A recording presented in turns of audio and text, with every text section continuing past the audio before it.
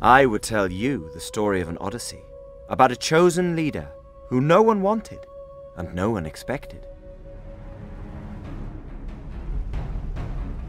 I'm listening. Regardless of what I do next, there's something we cannot overlook.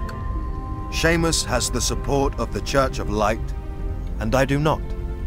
Many within the Church are on our side, Duke Ivan. When the moment comes, they will be behind you. I certainly hope so, Murizel, and I appreciate your efforts to rally them to our cause. But what of Elrath? So far he has been silent, but maybe that's because he's fine with the idea of Seamus sitting on the throne. What can I hope to achieve if the dragons have already ordained our fates? No fate but what hand makes. The Orc Kente is right, my lord. The dragon's ways are mysterious, and it is often difficult to grasp the full extent of their actions.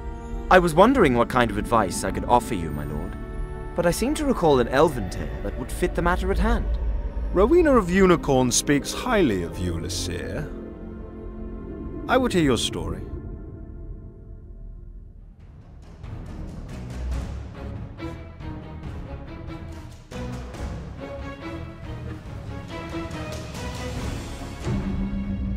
Are my ladies and lords all familiar with the people we call the Shalden? The Sea Elves. Indeed, our seaborn cousins who wander the oceans of Ashen. I want to tell you the story of a young Shalden. To outsiders he was known as Wisloth, or simply Wis. Wisloth was the eldest son of a famous captain and great hero, Osrath Ilrian. Now, Osrath Ilrian was getting old, and intended to retire. It was no secret he would appoint Wis as his successor. Nobody had asked Wisloth what he wanted. If they had, they would have known he had no interest in taking his father's place. What place did he crave for himself, you ask? Well, Wisloth had not figured that out yet. And it seems the dragons had grown bored of waiting for him to make a choice. As all sea elves, Wis was an expert sailor and a great swimmer. But Shalasa was so angry that night that even he was struggling not to drown. The last thing he saw, before losing consciousness, was his ship being swallowed by the storm. How many days did Wisloth drift with only hunger and thirst as companions? One day, he woke up lying on the sands of an unknown shore. Rather than cursing the dragons, he was grateful to be alive. Silana and Shalasa had shown mercy. Curious to see where fate had landed him, Wisloth set out to explore.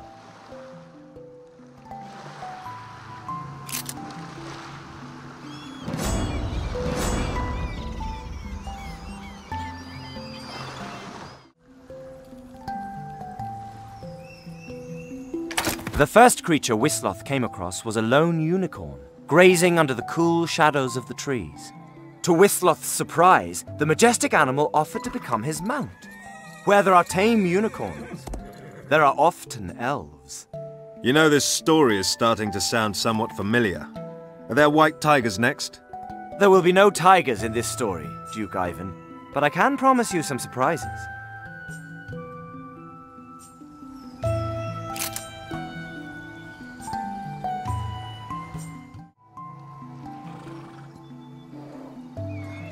Next, Wisloth came across a herd of twilight stags, moving silently through the forest. Wisloth decided to follow the stags, as they seemed to beckon him along.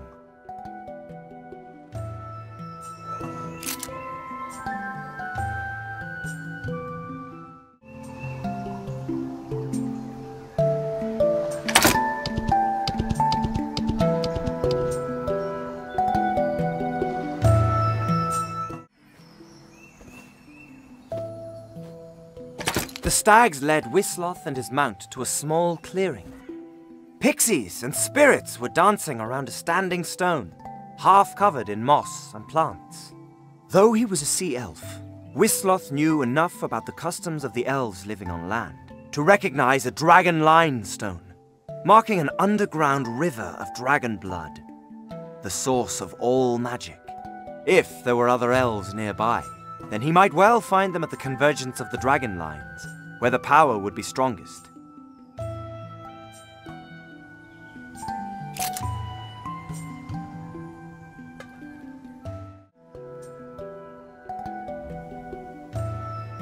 Traveling from stone to stone, Whisloth eventually reached a stone circle.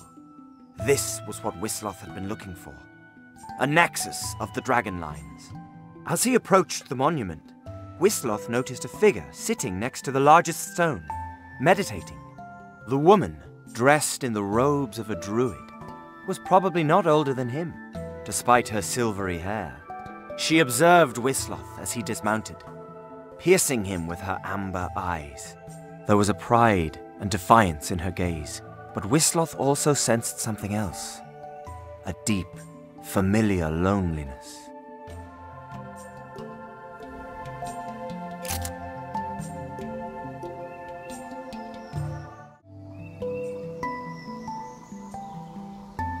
You are not of my people. My name is Whisloth. I was on a ship. I fell overboard during a storm, and I followed the dragon lines here. You are a Sheldon. We haven't seen your kind this far north for many, many moons. I don't want to burden you with my plight. Is there a port nearby? I've been walking for days. I believe Felista did most of the walking. Felista? The unicorn? If she likes you, I shall trust you. Follow me to my camp, Sheldon. Thank you, my lady. Can you tell me where we are? Is this Irulan? This is the Twilight Archipelago. You are farther from home than you imagine.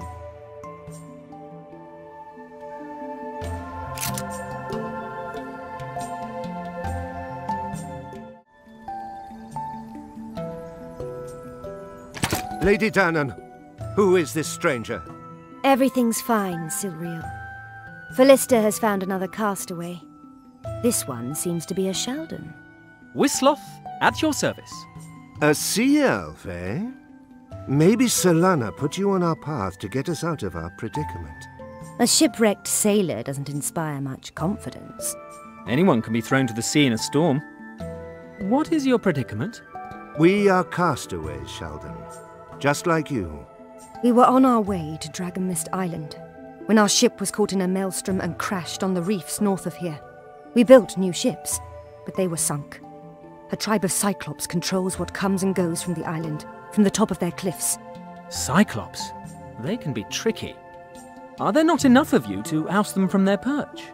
Short of climbing the cliff, which would be suicide, the only way to reach them would be for a few brave souls to sail through the maelstrom again and moor on the other side of the island. I don't know if Providence or the dragons truly put me on this island, but neither Cyclops nor a maelstrom are going to keep me here.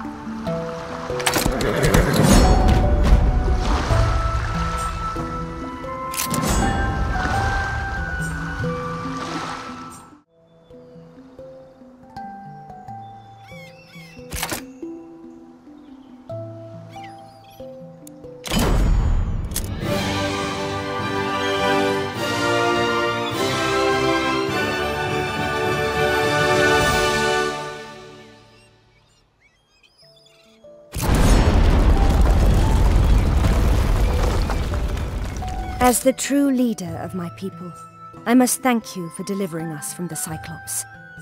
But no, I do not revere you like the others. I seek no reward, Lady Danann. Only a chance to rejoin my own people. Silreal and the others think the dragons themselves sent you to save us. They wish you to join us on our journey.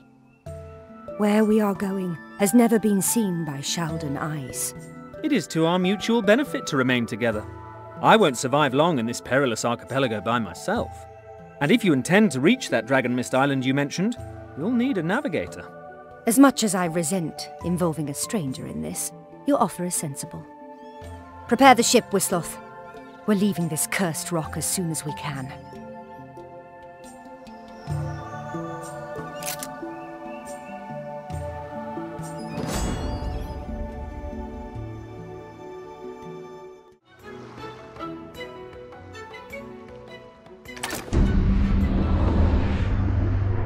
And so, Wisloth had chosen to knot his fate with that of Dana and her entourage. He guided them away from the small island of the Cyclops into the treacherous seas of the Twilight Archipelago.